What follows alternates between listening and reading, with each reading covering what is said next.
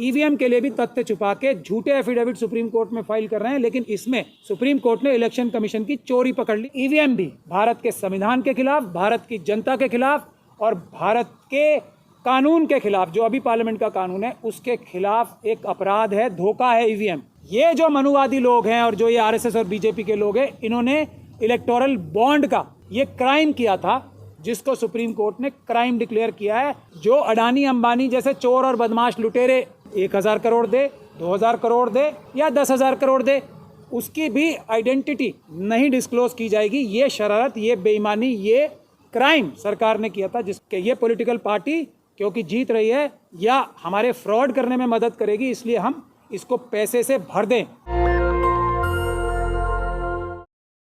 आज हमारा सामना गुंडों से है, मवालियों से है, जो सरकार के अंदर जनता को, देश की मालिक को धोखा दे के किसी प्रकार से बैठ गए। देश की जनता ने अब कह दिया है सुप्रीम कोर्ट और हर संस्थान को, ईमानदारी से काम करो, बहादुरी से काम करो, हम तुम्हारे साथ हैं, डरने की कोई आवश्यकता नहीं है किसी से।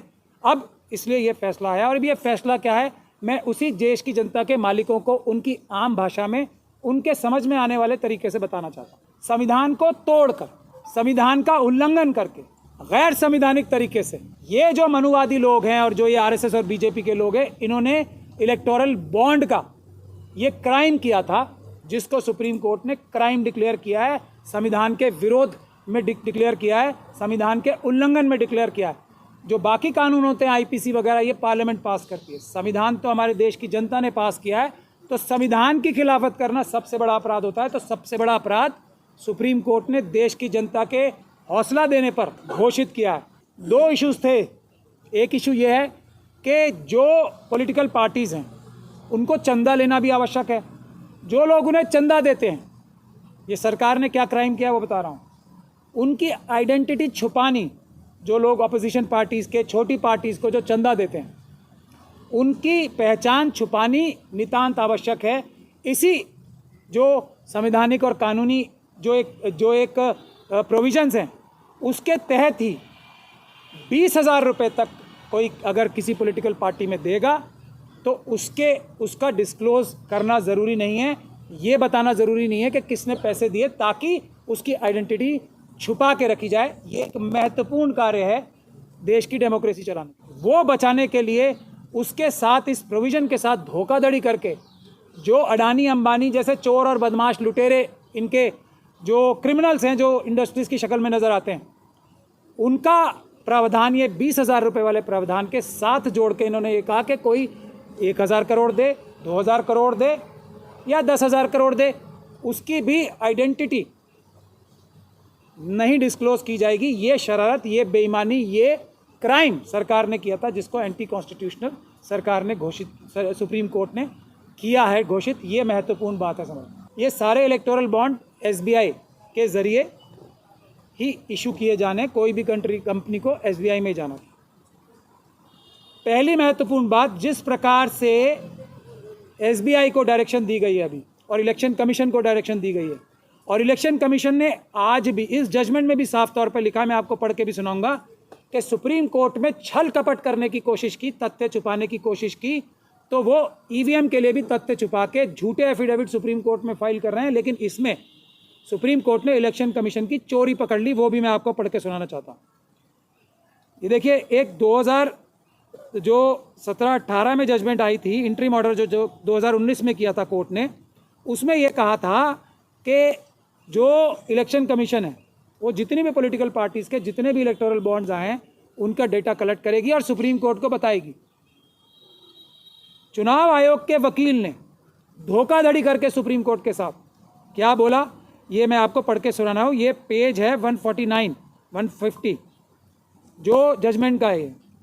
During the course of hearing, mister Amit Sharma, council for ECI, stated that ECI had only collected information on contributions made in 2019 because a reading of paragraph 14 of the interim order indicates that the direction was only limited to contributions made in that year, यानी कि 2019 में paragraph 13 and 14 of the interim orders are extracted below। तो election commission के वकील ने, election commission ने supreme court को क्या धोखा दिया कि हमने सिर्फ 2019 के कलेक्ट किए हैं, उससे पहले और बाद के नहीं किए। तो सुप्रीम कोर्ट ने कहा नहीं, तुम झूठ बोल रहे हो, हमने तुम्हारी चोरी पकड़ ली। और उसके बाद ये कहा है, मैं वो पैराग्राफ इसमें मैं पढ़ नहीं रहा हूँ क्योंकि देर लगेगी उसमें।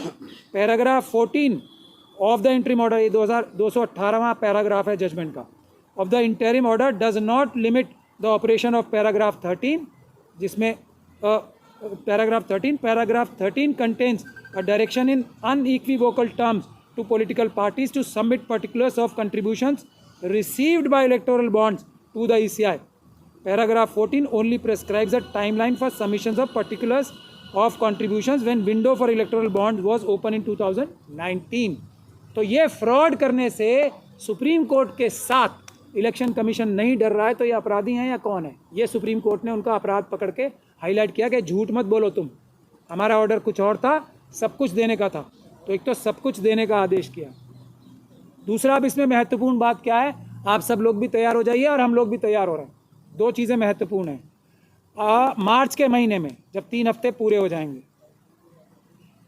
ये सारी डिटेल्स इलेक्शन कमीशन के पास आ जाएंगी और उसको अगले हफ्ते में पब्लिश करना है। तो जिस देश के गद्दार इंडस्ट्रियलिस्ट ने धोखाधड़ी करके ये पैसे दिए ना, चोरी छुपे करके, उस सब के खिलाफ क्रिमिनल केसेस करने का टाइम अब आ गया है। उन सब लोगों को जेल में भिजवाने का काम किया जाएगा, जो हवाला के माध्यम से। अभी दूसरा एस्पेक्ट और है, अब ये जो डिटेल्स बैंक के माध्यम से दी जाएंगी, ये ईडी का काम है। हम लोग ईडी का भी घेराव करेंगे कि अब तय करो कि ये अडानी की कंपनी कौन थी, फ्रंट कंपनी कौन थी, और किसने भारतीय जनता पार्टी को 90% पैसे क्यों दिए हैं। क्या कोई और पार्टी अच्छी नहीं लग रही है? तो सुप्रीम कोर्ट ने अपनी जजमेंट में ये भी कहा है, 2 वजह होती हैं पैसे देने की।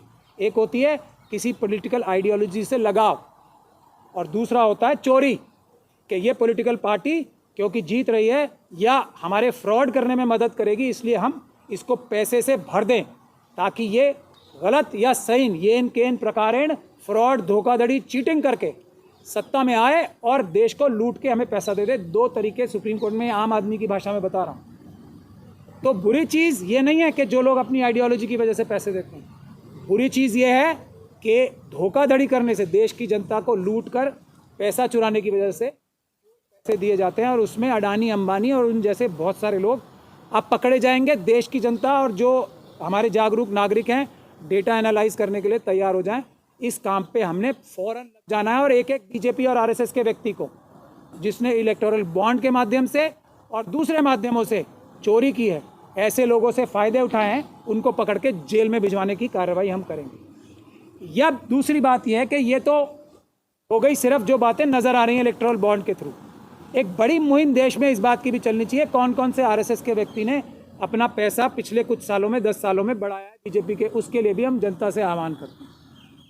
एक बात जो और निकल के आ रही है, जिस प्रकार से इलेक्शन कमीशन धोखा कर रहा है सुप्रीम कोर्ट से, और जैसे सुप्रीम कोर्ट ने ये अपराध घोषित किया है, संविधान के खिलाफ अपराध घोषित किया है इलेक्टोरल बॉन्ड्स को, उसी तरीके से ईवीएम भी भारत के संविधान के खिलाफ, भारत की जनता के खिलाफ और भारत के कानून के खिलाफ, जो अभी पार्लियामेंट का कानून है उसके खिलाफ एक अपराध है, धोखा है ईवीएम। तो देश की जनता को आज ये कमर कस लेनी चाहिए। आप लोगों ने सुप्रीम कोर्ट को ताकत दी तो ये जजमेंट आई है, और आप सुप्रीम कोर्ट से भी बड़ी अदालत हो, जनता की जो अदालत है, जिसने हमें अपने नौकरों को मजबूर किया है कि हम ये लड़ाई लड़ रहे हैं आपकी आगे।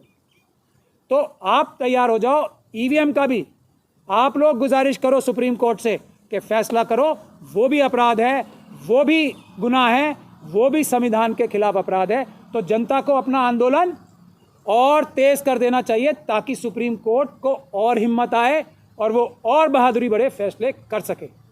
आखिरी चीज़ मैं किसानों के लिए ये बोलना चाहता हूँ कि हम लोगों का दिल, हम फिज़िकली यहाँ बैठे हैं, लेकिन हमारे दिल सब लोगों के और हमारी सोच सारी उन किसानों के साथ है जो अपने लिए नहीं लड़ रहे हैं, जो देश की जनता के लिए, जो खेतिहर मजदूरों के लिए, जो ट्राइबल्स के लिए, जो देश के आम नागरिकों के लिए, जिनको ये गंदे घिनौने कानून ला के जिनके खाने के पैसे बढ़ाए जाने वाले थे, उनको जो लड़ाई लड़ रहे हैं, हमारा दिल उनके साथ है। हम आपकी मदद के लिए किसी भी हद तक जाने को तैयार हैं, तैयार बैठे हैं वकील भी और हमारे बाकी साथी भी जो ईवीएम हटाओ संयुक्त मोर्चा के साथी और सिपाही हैं, सब आपके लिए तैयार बैठे हैं। आप चिंता मत करो, आप दिल्ली से बाहर कर रहे हो प्रोटेस्ट, जल्दी ही आप लोगों से कोऑर्डिनेट करके आपके नुमाइंदे बन के हम ये दिल्ली के अंदर आपका प्रोटेस्ट करेंगे, ऐसा हम वादा कर रहे हैं। बहुत बहुत आपका धन्यवाद। नेशनल दस्तक की आपसे गुजारिश है कि अगर इसको बचाना चाहते हैं तो नेशनल दस्तक को सब्सक्राइब करने के लिए रेड कलर के सब्सक्राइब बटन को दबाएं, फिर बेल आइकन की घंटी दबाएं। नेशनल दस्तक को बचाने के लिए बहुत जरूरी है कि हर खबर को शेयर करें, लाइक करें, कमेंट जरूर करें।